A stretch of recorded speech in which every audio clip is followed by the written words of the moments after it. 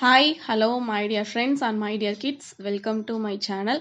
என்னோட பேர் கலைவாணி கார்த்திகேயன். நான் எம்எஸ்சி மேக்ஸ் அண்ட் பிஎட் முடிச்சுட்டு ஹவுஸ் ஒய்ஃபாக இருக்கிறேன். எனக்கு 2 பசங்க. இந்த வீடியோவில் நான் என்ன ஷேர் பண்ண போகிறேன் அப்படின்னா, இந்த 2023 என்ன கற்றுக்கிட்டோம் அப்படிங்கிறது தான். நான் வந்து ஒரு 2 விஷயங்கள் சொல்லணும்னு சொல்லிட்டு ஆசைப்பட்றேன். ஃபர்ஸ்ட் ஒன்று என்னன்னு பார்த்தீங்க அப்படின்னா, எந்த ஒரு விஷயத்தையும் கண்டினியூவாக பண்ணோம், எந்த இடத்துலையுமே விடாமல் கண்டினியூவாக பண்ணோம் அப்படின்னா அதில் வந்து ஒரு சக்ஸஸை நம்மளால் பார்க்க முடியும். அதுக்கு நம்ம சேனலையே நான் வந்து ஒரு எக்ஸாம்பிளாக நான் சொல்லணும்னு ஆசைப்பட்றேன். என்னன்னு பார்த்தீங்க அப்படின்னா 2021 இன்ஸ்டன்ட் சொல்யூஷன் சொல்லிட்டு ஒரு சேனல் வந்து கிரியேட் பண்ணேன். அதில் பார்த்தீங்கன்னா 9th to 12th ஸ்டாண்டர்ட் குழந்தைங்களுக்கு மேக்ஸ் டீச் பண்ணுற சேனல் தான் நான் போட்டிருந்தேன். அதில் ஃபுல் அண்ட் ஃபுல் என்னோட ஹஸ்பண்ட் வந்து ஷூட் பண்ணி தருவாங்க. அவங்கள தான் அப்லோட் பண்ண சொல்லுவேன் நான். ஒவ்வொன்றுமே அவங்கள டிபெண்ட் பண்ணி இருந்தேன். ஒரு கட்டத்தில் வந்து அதை நான் விட்டுட்டேன். எனக்கு அது ஃபெயிலியர் தான். அட் த சேம் டைம் 2023 என்னுடைய பொண்ணு வந்து 3 மாத கை குழந்தையாக இருக்கும்போது இந்த சிவு லைஃப் ஸ்டைல்னு சொல்லிட்டு ஒரு சேனல் வந்து கிரியேட் பண்ணேன். இந்த சேனலில் நான் முதல்ல போடணும்னு ஆசைப்பட்டது என்னன்னு பார்த்தீங்க அப்படின்னா, சிவு ஸ்கூல் விட்டு வந்ததும் ஈவினிங் வந்து எப்படி படிக்கிறான், நம்ம வந்து அவனுக்கு என்ன சொல்லித்தரோம், அவனை சொல்லித்தரும் பொழுது என்ன மாதிரிலாம் அவன் சேட்டை பண்ணுறான், அதெல்லாம் வந்து நான் வீடியோவாக போடணும்னு சொல்லி ஆசைப்பட்டது. ஆனால் சேனல் போன விதமோ வேறு மாதிரி போணுச்சு. என்னன்னு பார்த்தீங்க அப்படின்னா, ஒரு ப்ரீ ஸ்கூல் லேர்னிங், அதாவது காமனாக குழந்தைங்களுக்கு என்னென்ன தேவையோ அந்த மாதிரி டாபிக்ஸ் எல்லாம் நானும் அவனும் சேர்ந்து வாய்ஸ் ஓவர் கொடுத்து போட ஆரம்பித்தோம். சேனல் அந்த மாதிரி தான் ரன் ஆகிட்டு இருந்துச்சு. ஒரு கட்டத்தில் வந்து நம்மளுடைய வாய்ஸ்லாம் கேட்பாங்களா, ஏதாவது ஒரு இடத்துல லேக் அடிக்குமா, இந்த மாதிரி குழப்பங்கள்லாம் இருந்துச்சு. அதையும் மீறி நாங்கள் வாய்ஸ் கொடுக்க ஆரம்பித்தோம். இத்தனைக்குமே அவனும் என் கூட கோஆப்ரேட் பண்ணுவான். நான் சொல்ல அவனுமே சொல்லுவான். இந்த மாதிரி தான் ஆரம்பத்தில் இருந்திருக்கும்.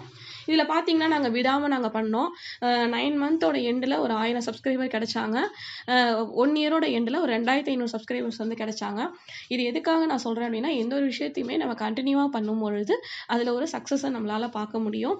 ஒன்று வந்து என்னன்னு பார்த்தீங்க அப்படின்னா கண்டினியூவாக பண்ணது. இன்னொன்று வந்து என்னன்னு பார்த்தீங்க அப்படின்னா, ஏதோ ஒரு விஷயம் இவங்க வந்து போடுறாங்க, நம்ம ஃப்ரெண்ட்ஸ் எல்லாருக்குமே பிடிக்கவும் செஞ்சிருந்துச்சு. ஏதோ ஒரு கண்டென்ட் வந்து குழந்தைங்களுக்கு இவங்க தினமுமே கொடுத்துட்ருக்காங்க அப்படின்னு சொல்லிட்டு பிடிக்கவும் செஞ்சிருந்துச்சு.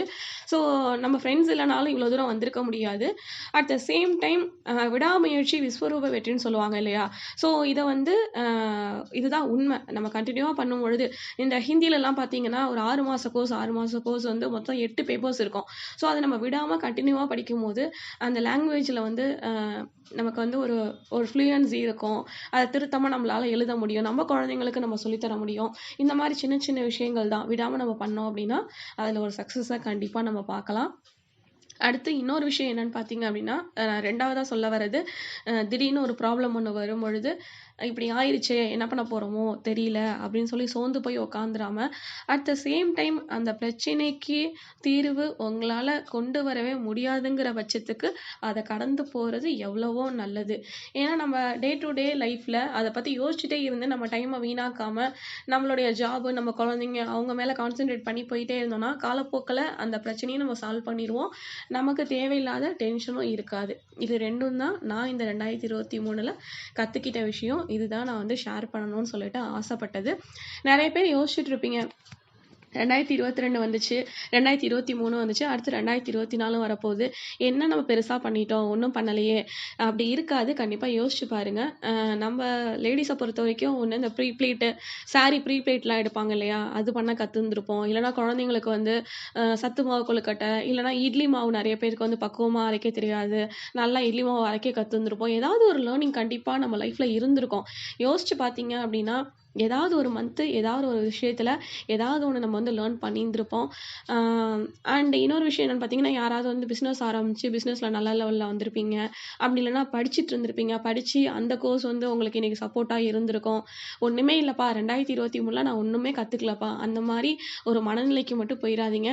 ஏன்னா அது வந்து நம்மளை இன்னும் கொஞ்சம் வந்து தாழ்வு மனப்பான்மைக்கு தான் கொண்டு போகும். என்னடா இது ஒன்றுமே பண்ணலையே, ஆச்சு ஒரு வருஷம் ஓடிடுச்சு அப்படிங்கிற ஒரு சூழ்நிலைக்கு மட்டும் நம்மளே வந்து தள்ளிக்க கூடாது.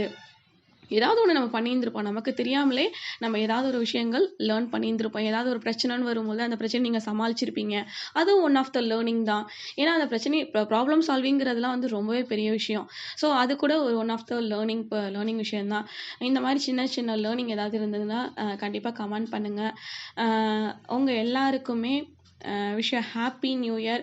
இந்த 2024 வந்து எல்லாருக்கும் ஒரு பெரிய சக்ஸஸ்ஃபுல்லான ஒரு இயராக இருக்கணும். அண்ட் நம்ம குட்டி செல்லங்கள், நீங்கள் இல்லைனா என்னோட சேனல் கிடையாது. நம்ம செல்லக்குட்டீஸ், குட்டி குட்டி சப்ஸ்கிரைபர் எல்லாத்துக்குமே very very happy new year. And சிவக்குட்டி சார்பாகவும் சொல்லிக்கிறேன், வெளியில் போயிட்டான்.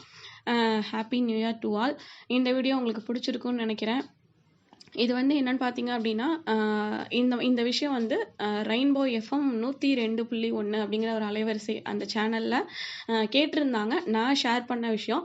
சரி, ஓகே, அது நம்ம சேனல் யூடியூப் சேனல்லையும் இது பண்ணலாமே, ஷேர் பண்ணலாமே அப்படின்னு சொல்லிட்டு நான் இதில் போட்டேன். கண்டிப்பாக நீங்கள் லேர்ன் பண்ண விஷயங்கள் ஏதாச்சும் இருந்துச்சு அப்படின்னா கமெண்ட் பண்ணுங்கள். இது மாதிரி வேறொரு வீடியோவில் நம்ம பார்க்கலாம். பாய் அண்ட் தேங்க்யூ.